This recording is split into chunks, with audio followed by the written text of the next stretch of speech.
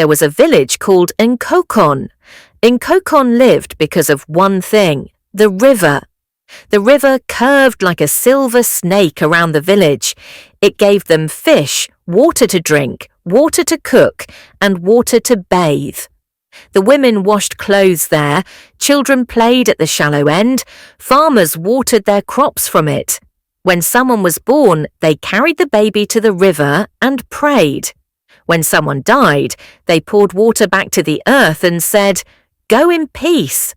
The people always said, "Without the river, we are nothing." But there was one man who did not smile when people spoke like that. His name was Damo. Damo was not always bitter. Once he had tried to be a healer. He had mixed herbs and roots. Sometimes his medicine worked, sometimes it did not. When it failed, people still forgave him, but they loved the river more. They believed the river healed faster than Damo's hands. When a child had fever, mothers said, "Let us bathe the child in the river and pray." When an old man was tired, he sat by the river and felt new again. Damo saw all this and felt something dark grow inside him. "They trust water more than they trust me," he whispered to himself at night. "They kneel to the river. They should kneel to me." As seasons passed, his envy grew. He began to think strange thoughts. "If the river becomes weak," he said slowly, "they will run to me. They will beg for my water. Then they will know who truly has power." So he made a plan. He built a deep secret well just outside the village, hidden behind tall bushes. Only he knew the path.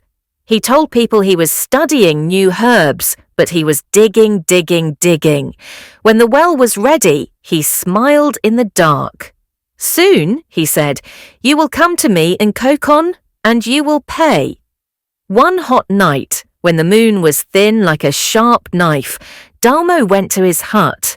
He took down a calabash from the highest shelf. Inside it was a dark, thick liquid that smelled like rotting leaves and bitter roots. He had spent many nights making it, muttering ugly words he should never have spoken, mixing herbs that should never be mixed. In the distance, he could hear the river humming softly like it always did at night. He stepped out, hugging the calabash close. The village was quiet. Houses slept. Fires were low. Only crickets and nightbirds were awake. He walked to the river. When he arrived, the river shone gently under the moon. Fireflies danced above its surface. The water moved as if it was breathing.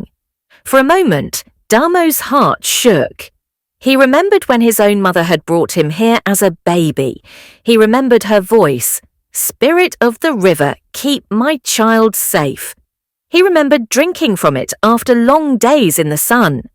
His eyes burned. He almost turned back. Then the envy spoke again. "Did the river ever thank you? Did anyone ever sing your name?" It hissed inside him. He lifted the calabash with shaking hands. "Let them come to me," he said. "Let them learn." He poured the poison into the flowing water. The dark liquid spread like a shadow. The river shivered. For a brief second, the wind stopped. The crickets stopped. Even the air felt afraid. Damo stepped back, breathing hard. "It is done," he whispered. He did not see that deep under the water something ancient opened its eyes. The next morning, life seemed normal. Children ran to the river with their small clay pots. A girl named Amara, who loved the river more than anything, cupped water in her hands and laughed as it slipped through her fingers. But when she tasted it, she frowned. "It tastes strange," she said to her friend Kofi. Kofi laughed. "You are just thinking too much. Water is water." The women washed clothes. Fishermen cast their nets. But all through the morning, small, quiet signs started to appear. A fish floated to the surface, belly up. Then another, then 5. "Maybe the sun is too hot," one man said, pushing them away with a stick. By afternoon, a goat that had drunk from the river lay weak on the ground, breathing hard. By evening, the first child fell sick. He shivered with fever and cried that his stomach burned like fire. His mother ran from healer to healer. Soon another child fell sick, then an old woman, then more goats, chickens. Even the leaves near the river started to curl. Fear spread faster than any sickness. In the village square, the elders gathered under the big Iroko tree. The chief, Chief Adu, looked tired. The air was thick with worry. "The river is angry with us," someone said. "We must have broken a law," another replied. "Maybe someone washed something unclean inside it." It was Amara who spoke in a small voice. "I think the river is hurt," she said. "When I went this morning, the water felt sad." Some adults almost laughed, but they did not. They were too afraid. One of the oldest women, Mama EJ, nodded slowly. "The river is more than water," she said. "Our fathers knew this, our mothers knew this. There is spirit in that flow. If the river is hurt, something terrible has been done." Damo stood at the back of the crowd, his heart pounding. Sweat ran down his back, but not from the sun. He kept his face calm. "We cannot drink from the river now," someone cried. "What will we do?" Damo stepped forward, eyes shining with fake concern. "My people," he said, "I have been working on a new well. It is deep and clean. For a small price, I can give water to each family until we find what is wrong." Some people turned to him with hope. Others were too worried to even think. Chief Adu raised his staff. "No," he said. "Before we run to any man, we must first kneel to our ancestors and to the one who made the river." He looked around at the gathered faces. "Tonight," he said, "we will go to the riverbank. We will call on the spirits of those who walked before us. If there is a curse, they will show us. If we are guilty, they will judge us. If we are innocent, they will fight for us." Damo's hands shook. That night, the whole village walked in a slow, silent line to the river. The moon was full now, round and bright. The sick lay on mats near the bank, moaning softly. Mothers held their children close. Men carried torches. The air smelled of smoke, fear, and wet earth. At the water's edge, the elders stood in a circle. They set down calabashes of palm wine, cola nuts, and bits of food. Chief Adu spoke first. "Ancestors of Nkokon," he said, voice shaking but strong, "we are your children. This river has fed us since before we knew our own names. Now it is sick. Our people are dying. If we have sinned, show us. If someone has harmed this river, reveal them. We beg you, do not turn your backs." The whole village knelt. They poured the last clean water they had saved from before the sickness onto the ground as an offering. The earth drank it in. The river flowed, but its song sounded wrong, like someone singing through tears. For a long moment, nothing happened. Then the wind changed. It grew cold and sharp, though it was the dry season. The torches flickered. The water began to glow, softly at first, then brighter, like stars rising from the deep. Amara's eyes widened. "Look," she whispered. Out in the centre of the river, the water swirled, turning in a slow circle. A shape rose from the glowing pool. First hair like long black waves, then shoulders, then a face that looked like a young woman and an old woman at the same time. Her eyes were the colour of deep water. Her skin shimmered like wet stone. From her waist down, her body turned into a long, shining tail covered in silver blue scales that caught the moonlight. Gasps filled the air. "A mermaid," someone breathed. "The river mother." The mermaid's voice rolled over them, strong and calm. "Children of Nkokon," she said, "do not be afraid. I have watched you since the first hut was built by this water. Your laughter has been my song. Your tears have been my rain. I am bound to this river. When it is hurt, I feel pain. When it is poisoned, I cannot rest." She placed her hand on the surface of the river. The water hissed and turned dark around her fingers. "This is no simple sickness," she said. "This is poison mixed with anger and greed. A human hand did this, someone from this village." A low cry rose from the people. Who? Who would do such a thing? Damo's heart beat so hard he thought it would break his ribs. He wanted to run. His legs would not move. The mermaid's eyes swept slowly over the crowd.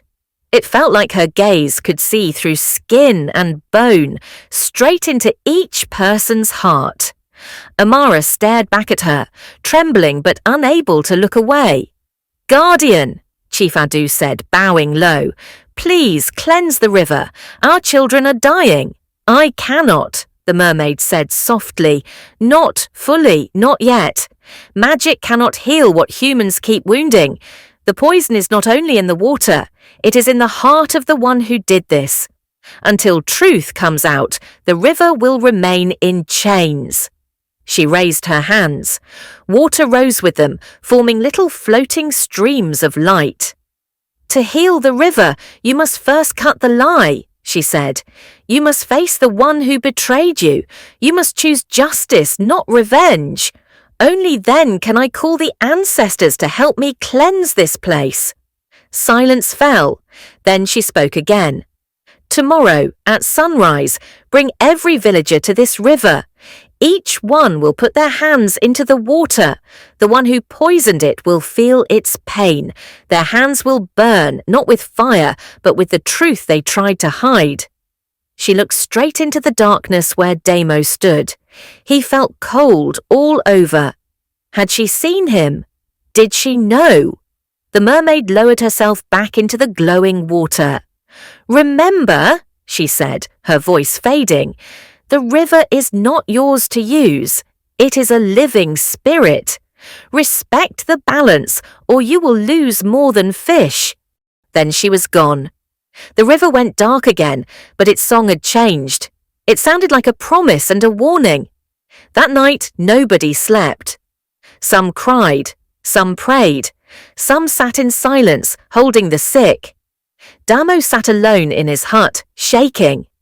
"I will not let them find me," he whispered. "I will not." He rubbed his hands over and over, as if he could wash away what he had done. He thought of running away, but he knew the bush was wide and wild. With no water, he would die. An idea came to him. "If the water burns the hands of the guilty," he said, "I will cover my hands." He took clay from his floor and mixed it with oil and herbs. He spread the thick paste over his palms and fingers, coating them in a cold, sticky glove. "The river will not touch my skin," he said. "The mermaid will not know." But even as he worked, he did not see that the shadows in the corner of his hut had grown darker, thicker, like someone was watching. Justice was waiting. The next morning, the sun rose red, as if it too was angry. The whole village gathered again at the riverbank. The sick lay in the shade, breathing shallow. Some were worse. Time was running out. The mermaid was already there, half above the water, her hair floating around her like black clouds. The river around her glowed faintly. "Come," she said, "one by one." Chief Adu stepped forward first. He knelt and put his hands in the water. Nothing happened. He pulled them out, wet but unharmed. One by one, the villagers followed. Old women, young men, children. They dipped their hands, held their breath, then sighed with relief when nothing burned. Amara went with Kofi. They held hands as they stepped into the shallows. The water felt cold and heavy. They closed their eyes. "You are clean," the mermaid said gently. "Go." Soon there were only a few people left. Damo tried to stand at the very back, hoping the crowd would forget him, but the mermaid's eyes turned straight to him. "You," she said quietly. Come." His legs felt like wood. The clay on his hands had dried hard and grey. He forced a smile. "I am only a humble healer," he said. "I would never—" "Come," she repeated. The village watched. Damo walked slowly to the river. Every step echoed in his ears. He knelt at the edge. He could feel everyone's eyes burning into his back. He stretched out his hands. The clay gloves touched the water first. For a moment, nothing happened. He almost laughed. "You see," he began to say, The river boiled. Steam shot up around his hands. The clay cracked, split, and melted away like ice in hot oil. The water clung to his skin, turning bright white, then red, then clear again. Damo screamed. He tried to pull his hands out, but invisible fingers held them down. On his skin, dark marks appeared, twisting, curling shapes like snakes and chains. They wrapped around his fingers, crawled up his wrists, and stopped at his elbows. The mermaid's voice shook the air. "You tried to hide from the river," she said. "You tried to hide from truth, but the river is not blind." Gasps went through the crowd. "Damo!" someone whispered. "No!" Chief Adu stared in horror. "You poisoned us," he cried. "Your own people." Damo fell back, holding his marked arms, sobbing. I only wanted respect," he shouted. "You loved the river more than me. I built a well. I thought, if I made the river weak, you would need my water. You would pay. You would bow. You were ready to trade children's lives for pride?" Mama EJ's voice trembled with anger. "What kind of man are you?" "I did not think it would be this bad," Damo cried. "I thought they would just get a little sick, just enough to fear. Please forgive me, please." The mermaid's eyes were dark and deep. "Forgiveness is not mine to give," she said. "That belongs to those you hurt. But justice is my work.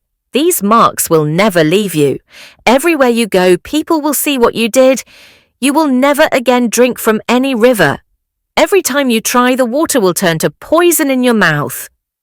Damo's face twisted with fear. Chief Adu stood tall, though his eyes were wet.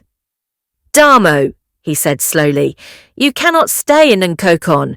We cannot kill you, for that would stain our hands too. But we also cannot live with you among us, not after this. You will leave this place and never return." "No," Damo whispered. "Please, Chief, please." Children cried. Some adults turned away so they would not see his tears. Others watched, their faces hard. "Justice will follow you like a shadow," the mermaid said. "Wherever you go, you will remember this river you betrayed." Two strong men led Damo away from the river. He stumbled, still begging. No one answered. When he was gone, the village turned back to the mermaid. "Please," Chief Adu said again, his voice small now. "Our people are still sick. Help us." The mermaid nodded. "Now that the lie is cut open, I can call the old powers," she said. "But the river cannot heal alone. You must stand with it. Greed opened this wound. You must close it with sacrifice." She lifted her hands. The river rose in small waves. "Each of you," she said, "must give up something you love, not something useless, not something you do not care about. Give something that matters. Drop it into the water and say, 'We choose life over greed.' When many small hearts let go of selfishness, new strength will come." The villagers looked at each other. Slowly, people began to move. A farmer took off the fine bracelet he had been saving to sell and threw it into the river. "We choose life over greed," he said. A woman took the only gold earring she had and dropped it in. "We choose life over greed." Mama EJ removed the special cloth she wore only on holy days and let the current pull it away. Her hands shook, but her eyes were firm. Kofi looked at Amara. "I do not have gold," he said quietly. But he held up a small wooden carving, a little bird his father had made before he died. He had never let it out of his sight. Amara's eyes filled with tears. "Are you sure?" Kofi took a deep breath. "If the river dies, all my father's stories die too," he said. "I cannot keep this and lose everything else." He walked into the shallows and let the carving fall. "We choose life over greed," he whispered. Amara opened her hand. Inside was a shiny blue stone she had found years ago, her river treasure. She had always believed the river had given it to her. She kissed it once, then let it slip into the water. "We choose life over greed," she said, voice breaking. One by one, the river filled with gifts, coins, beads, cloth, tools, small treasures from big hearts. The mermaid's eyes shone brighter with each sacrifice. At last, when the final offering splashed into the water, she raised her arms high. "Ancestors of Nkokon," she called, "your children have faced the truth. They have given up greed. They have chosen life. Come, help me heal what was broken." The river began to glow again, brighter than before. A soft rain started to fall, though there was not a cloud in the sky. Each drop that touched the water turned into a spark of light. The spark sank, spread, and chased away the dark poison. The sick on the shore stirred. A child sat up, breathing deep. An old woman opened her eyes and smiled faintly. The animals lifted their heads. The river's song changed once more. Now it sounded clear and strong, like a choir of voices singing together. After a long while, the light faded. The water became normal again, but not quite the same. It seemed cleaner, sharper, more alive. The mermaid looked tired but peaceful. "It is done," she said. "The poison is gone, but remember this day." She looked at each face, young and old. "Your river is not just water in a hole," she said. "It is a living force. It remembers your kindness. It feels your harm. Treat it like a friend, not a slave. Teach your children to greet it with respect. When you take, give back. When you drink, be grateful. Then the spirits will always stand beside you." Amara stepped forward, heart pounding. "Will we see you again?" she asked. The mermaid smiled. "When you need me, truly need me, and when your hearts are clean," she said, "I will rise again. I am always here, watching from the deep." With that, she sank slowly beneath the surface. The ripples spread, then softened. The river flowed on, quiet and shining. Many years later, people in Nkokon still told the story. They told how a bitter man poisoned the village river, thinking he could control the people. They told how sickness spread and fear grew. They told how the villagers called on their ancestors, and how a powerful mermaid rose from the deep to fight for them. They told how truth burned the hands of the guilty, how justice followed him wherever he went, and how sacrifice and wisdom cleansed the river. And every morning, children like Amara and Kofi's children would stand at the bank, touch the cool water, and whisper, "Thank you, river. We choose life over greed." Because they had learned forever that the river was not just water. It was a living spirit, watched over by guardians who would always rise to defend those who respected the balance of nature. If you enjoyed this story, don't forget to like, comment and subscribe to my channel for more powerful African tales every week. Your support helps the stories live on.